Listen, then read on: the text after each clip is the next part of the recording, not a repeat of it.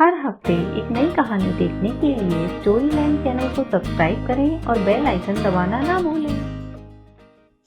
एक बार की बात है, मंथनपुर गांव में सास नारायणी देवी अपनी बहू गौरी के साथ रहा करती थी।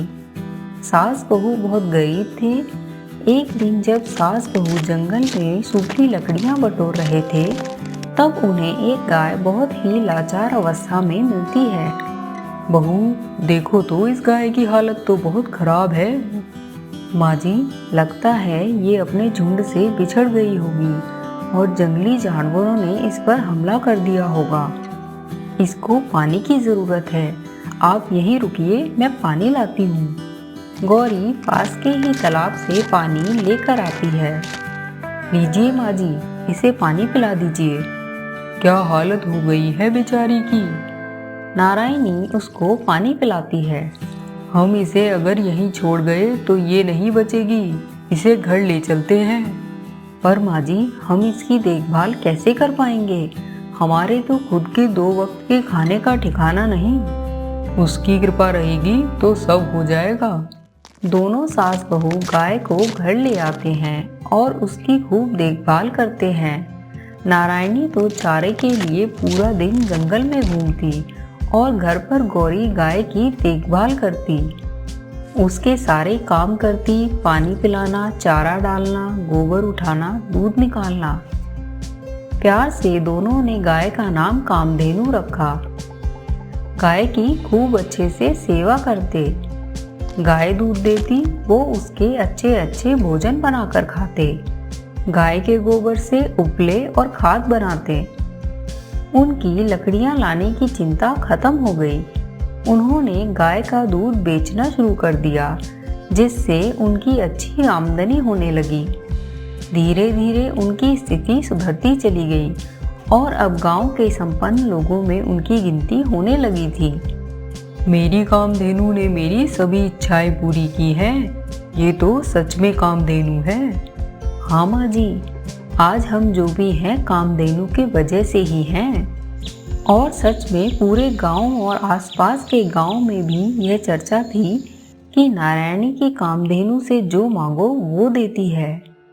ये बात 2 चोर रामू और श्यामू के कानों में भी पड़ती है। चोर दिखने में बिल्कुल मरियल और गंदे होते हैं, जैसे कितने दिन से ना नहाए हों, ना कुछ खाया हो। उन्हें लगता है अवश्य ही यह कोई जादुई गाय होगी। क्यों ना हम इन गायों को ही चुरा लें, तो हमारी भी कड़की दूर हो जाएगी। कब तक हम इस सड़े हुए खंडर में रहेंगे? हाँ ठीक है, पर हम गाय चुराएंगे कैसे? उसकी चिंता तुम मत करो, मैंने सब सोच रखा है। एक बार अच्छा सा मौका पाकर वो दोनों कामधेनु को चुरा ले जाते हैं। अब वो रोज उस गाय को अपनी इच्छा बताते कि गाय बोलने से दे देगी। हे गाय, हमारे इस घर को महल बना दो। भैया, मुझे तो 56 भोग चाहिए। कितने दिन हो गए हैं, कुछ अच्छा ही नहीं खाया। पर उनको उस गाय से कुछ फायदा नहीं हो रहा था। उल्टा उस गाय के रख रखाव में उनका खर्चा हो रहा था। भैया जी, गाय तो कुछ देती ही नहीं। कहीं हम गलत गाय तो नहीं उठा लाए? वहां थी भी तो इतनी। पर वो बुढ़िया तो इसी को कामधेनु कह रही थी। तभी उनके कानों में ये बात पड़ती है कि गाय को जो भी लौटाएगा उसको कुछ इनाम मिलेगा। वो सोचते हैं कि चलो उस बुढ़िया की गाय को वापस कराते हैं। वो उसकी गाय को वापस नारायणी के पास छोड़ने के लिए जाते हैं। अरे है कोई घर में? ये गाय क्या आपकी है? यह हमें उस जंगल में मिली। भीतर से नारायणी और गौरी भागते हुए आते हैं और कामधेनु को गले से लगा लेते हैं। बहुत बहुत धन्यवाद भैया, मैं बता नहीं सकती कि मैं कैसे आपका कर्ज चुकाऊं। आप नहीं जानते कितना बड़ा एहसान किया है आपने हम पर। आप हमारी गाय को ढूंढ के लाए हो, अपना इनाम तो लेते जाओ। अरे हाँ, लाओ हमारा इनाम। तुम मेरी प्यारी कामधेनु को ढूंढ कर लाए हो, तुम्हें इनाम जरूर मिलेगा। अरे जल्दी दीजिए बहन जी, वैसे क्या है इनाम में? मेरी कामधेनु से 2 बच्चियां हुई थी, जो अब गाय बन चुकी है। मैं उनमें से एक तुम्हें देना चाहती हूँ। अरे हम क्या करेंगे इस गाय का? उसका खर्चा कौन करेगा?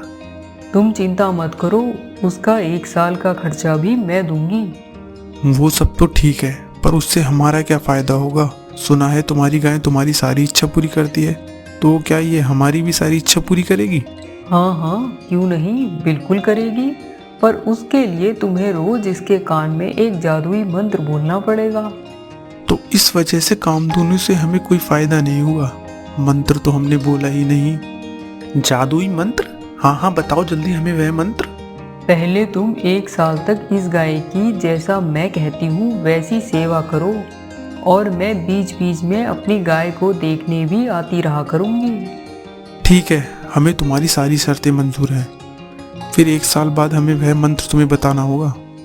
हाँ बिल्कुल, अब ये लीजिए इस गाय का खर्चा, और जैसा बताया है वैसा करो।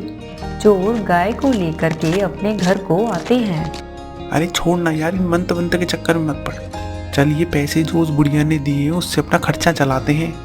नहीं नहीं, 1 साल का सब्र रख ले, हमारी भी मौज ही मौज होगी उसके बाद। और वह बुढ़िया और उसकी बहू कभी गाय देखने आ गई तो अगर उसे लगा कि हम उसके कहा हुआ नहीं कर रही तो वह हमें कभी भी वह मंत्र नहीं बताएगी। चल ठीक है यार, जैसा तुझे सही लगे। अगले दिन से उन्होंने गाय की देखभाल करनी शुरू कर दी। नारायणी के दिए हुए पैसों से उन्होंने अपने घर में एक बगीचा बनाया। उसमें वो गाय के लिए घास उगाते और अपने लिए भी कुछ सब्जियां उगाने लगे। सुबह सूरज की पहली किरण के साथ उठते ही वो गाय को घुमाने और नहलाने ले जाते। गाय के साथ साथ उनका भी घूमना और नहाना हो जाता। फिर आकर गाय को पानी देते, ताज़ा चारा देते, गाय के गोबर से उपले और खाद बनाते, गाय से दूध निकालते। कुछ दूध वो खुद पीते और कुछ बेचने लगे, जिससे उन्हें कुछ पैसे मिलने लगे। उन्होंने एक छोटी सी दूध बेचने की दुकान खोल ली थी। अच्छा खाने पीने के कारण दिन प्रतिदिन उनकी सेहत में अच्छा सुधार होने लगा और उनकी तंगी भी दूर होने लगी। कमाए हुए पैसों से उन्होंने अपने घर की मरम्मत की और घर में धीरे धीरे ज़रूरत का सामान जोड़ने लगे।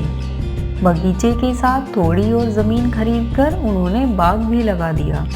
धीरे धीरे उन्हें ये सब काम अच्छा लगने लगा। उन्हें अपनी ये नई जिंदगी अच्छी लग रही थी, मानो उनके दिन पूरी तरह पलट गए हों। गाय से भी उन्हें पूरा लगाव हो चला था। अब जैसे वो गाय उनके परिवार का हिस्सा बन गई थी। ठीक 1 साल बाद नारायणी देवी उन दोनों के घर आती है। अरे कोई है घर में? अरे नारायणी जी, आइए आइए। अरे तुम दोनों तो पहचान में ही नहीं आ रहे हो। और कहाँ है मेरी गाय? आप उसे गाय ना कहिए, कदम्बरी कहिए, कदम्बरी। अरे बड़ा अच्छा नाम रखा है, बहुत सुंदर। चलो काम की बात करते हैं। कौन से काम की बात? अरे तुम भूल गए इस गाय से इच्छा पूरी करने वाला मंत्र? अरे हाँ, तो क्या आप हमें वह मंत्र बताने आई हैं? हमें उस मंत्र की अब कोई भी जरूरत नहीं है। अरे भाई ये क्या कह रहा है? 1 साल से इसी मंत्र के लिए तो इतना कुछ कर रहे हैं हम, और तुम कह रहे हो कि उसकी कोई ज़रूरत नहीं है। तुझे नहीं जानना तो मत जान। आप ऐसा कीजिए, वह मंत्र मुझे बता दीजिए। वो मंत्र है प्रेम, देखभाल और मेहनत। और ये मंत्र तुम पिछले 1 साल से रोज कर रहे हो। क्या तुम देखते नहीं पिछले 1 साल में तुम्हारी स्थिति कितनी बदल गई है? जी आप सही कह रही हैं, यह सब आपके ही कारण हुआ। पर आपने हमें मंत्र के बहाने ही क्यों गाय दी? आप हमें सीधे ही बता देती। मैं तुम्हें सीधा बता देती तो तुम करते क्या? जब इनाम का ऐलान करवाने के बाद उस दिन मेरी कामधेनु को वापस करने आए थे, मैं तुम दोनों की उत्सुकता को देखकर ही समझ गई थी कि तुमने ही उसको चुराया था। पर फिर सोचा कि ज़रूर तुम्हारी कुछ मजबूरी रही होगी, और साथ ही यह भी एहसास हुआ कि तुम दोनों दिल से बुरे नहीं हो। सोचा क्या पता मेरी एक मदद से तुम्हारा जीवन भी वैसे ही बदल जाए जैसे हमारा बदला था। इसलिए तुम्हें मैंने वो मंत्र वाली कहानी कही, और मेरी कामधेनु और तुम्हारी कादम्बरी की कृपा से मेरी और तुम्हारी ये इच्छा भी पूरी हो गई। आप सही कह रही हैं नारायणी जी, आपने हमारा जीवन संवार दिया, हमें चोर से एक अच्छा इंसान बना दिया, आपका यह एहसान हम जिंदगी भर नहीं भूलेंगे। इसमें मेरा कोई एहसान नहीं, तुम्हें जो भी मिला तुम्हारी मेहनत, प्रेम और सब्र का फल है। नारायणी कादम्बरी को भावुक होकर गले से लगा लेती है। प्यारे दोस्तों, मैं हूँ आपकी सुपर सासू और मैं हूँ आपकी बेस्ट बहू।